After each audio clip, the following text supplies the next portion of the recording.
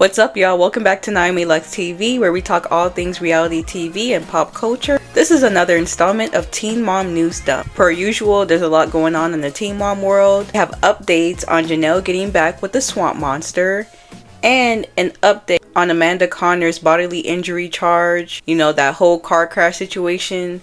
I got all the tea for you, so we're gonna get right into it. Subscribe, do all the things. So first on the docket, we have Jenelle getting back with the swamp monster. An update. In the last video, we talked about how she's been dropping hints that she's with him, and now it's essentially been confirmed that she is back with David because of this beef that is going on with Gabi Egan.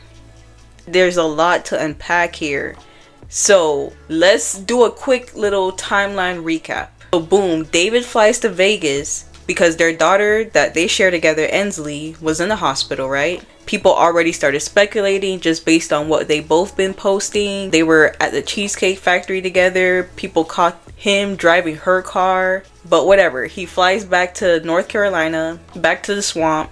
I'm assuming because he has some kind of court case situation going on for strangling Jenelle's son Jace. That he had a court date coming up. So I'm assuming he had to fly back, whatever. Then boom, there's been hints of David back in Vegas, just based off Jenelle's page, based off his page, right? Then her friend, Gabi Egan, who is popular on TikTok. This is my first time hearing about her. But if you were like me and you don't know who she is, she got popular because of her storytelling, I guess her outlandishness. She became a teen mom at 13. She has 4 kids now, and I guess she makes videos about that situation. She posted a video and was like, Jenelle got back with the swamp monster. I'm gonna see if I could find it and post it. But she makes a video about that situation. Then Jenelle texts her. And the only reason we found out is because she makes another video about Jenelle texting her. And she was like, she received a text from Jenelle saying that you want to talk about me and David being back together and all that. All my friends know what's going on. And I didn't tell you because my friends told me not to tell you anything because you're just going to run online. I mean, she's not wrong considering what has happened. But let's move on. Let's see what Gabi's response to this was. She said, first of all, that's not what happened. And then she was like, what friends? Your makeup artist that's on payroll? That's crazy. She said, second of all, you didn't tell me that you and David are back together because you're embarrassed, because the only reason that I started talking to you again is because I texted you and congratulated you on finally leaving that monster. But no, now I'm the bad guy. If we weren't friends, why did you call me? Anytime you had an issue, you had a problem, I listened to you cry. I sat there and gave you advice for hours, mind you. I was there for you, blah. I was there for you for your divorce party when nobody else showed up and da da da. Yeah, she said a lot in the video. Then apparently a lot of people started tagging Kale in that video. So then now Kale makes a video about this whole situation. I'm gonna pause to play the video right here. Y'all, it's not even 9 a.m. and I woke up to probably 200 tags on Gabi Egan's post, and then Jenelle going on Instagram and saying that I need clout from her name. I'm doing pretty well by myself, Jenelle.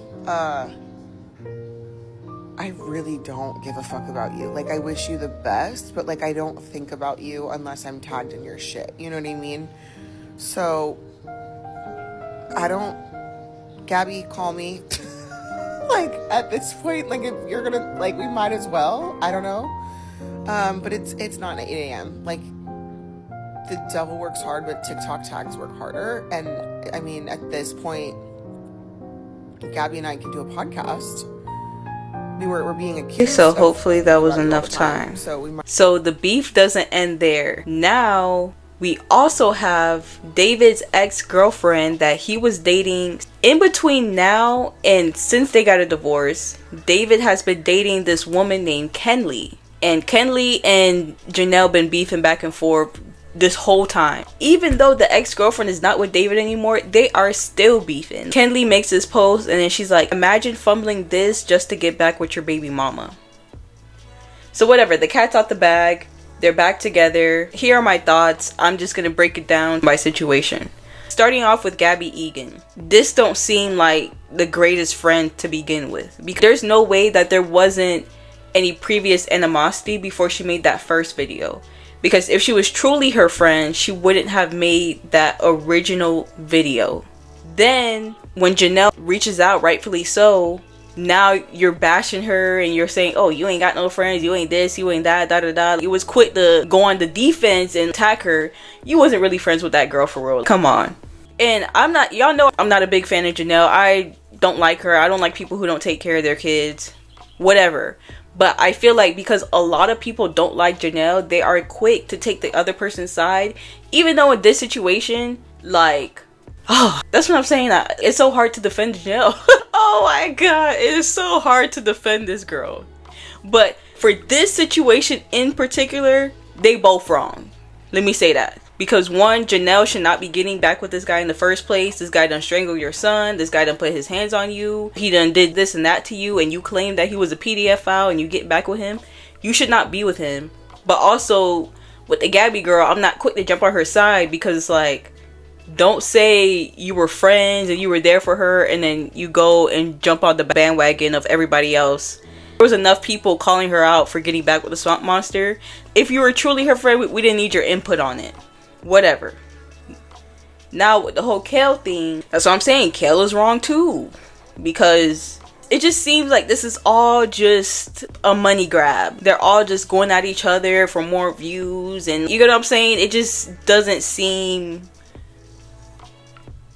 Moving on. And then with Kenley, girl, she lost all credibility with that post, because at that point you're just seeking attention and you want drama. Why are you fighting over this dude? That post didn't do what she thought it did. They are all just messy boots. Either way, clearly I'm tuned in. I'm over here talking about it. So moving on, we got Amanda Connor is speaking out about the car crash charges. So I made a video about this already. She got charged for allegedly causing an accident with bodily injury, a car accident. But she was cited for the alleged crime, but she was not arrested. She has been ordered to appear in court next month. So right now it's March. She's ordered to appear in court in April. We all know Amanda has been under some hot water for alleged relapsing and the whole distracted driving shit, having a baby chew on a battery. Their whole relationship in general was just like, you know, two addicts getting together, a little scary.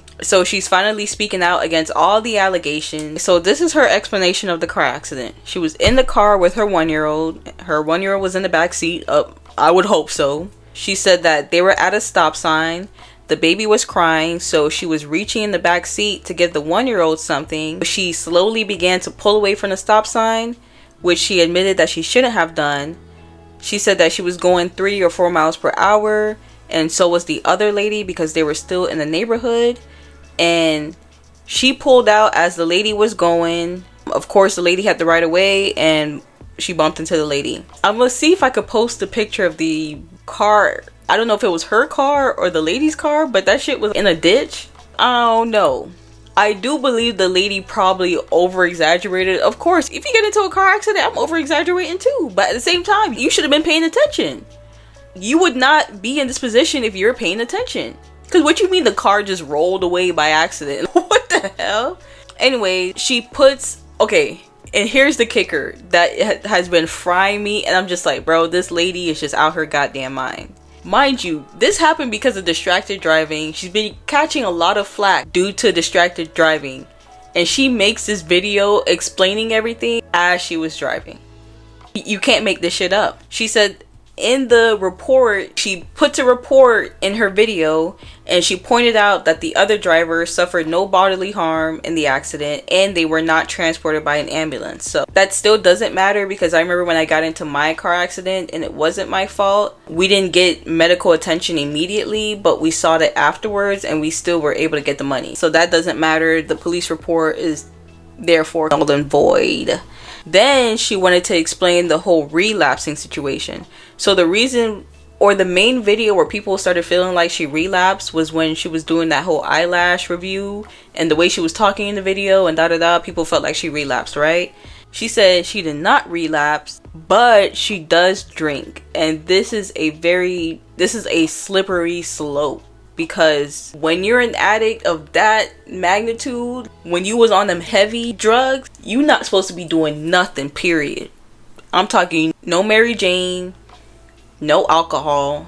So this is I wouldn't have admitted to that personally. She said that she had 2 bottles of wine.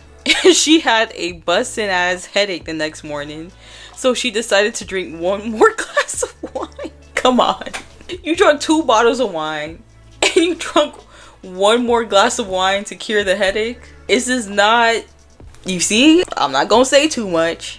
Anyway, she also said that she works at a rehab facility and she can be drug tested at any time.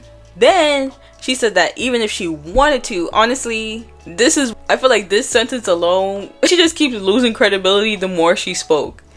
She said that even if she wanted to partake in any drug use, she doesn't have the money to do so. That is crazy. And then she started posting all these receipts about all the stuff that she had to pay. And then she talked about, for her husband Ryan, which is Macy's baby daddy, she said that Ryan had lost his job, and that was also another reason why people thought that he relapsed, but he got a job shortly afterwards and he's getting paid a lot. Here are my thoughts. Y'all already know my thoughts. That's what I'm saying. I don't like to be mean, and I don't know enough about this lady where it's like, I don't even want to say too much.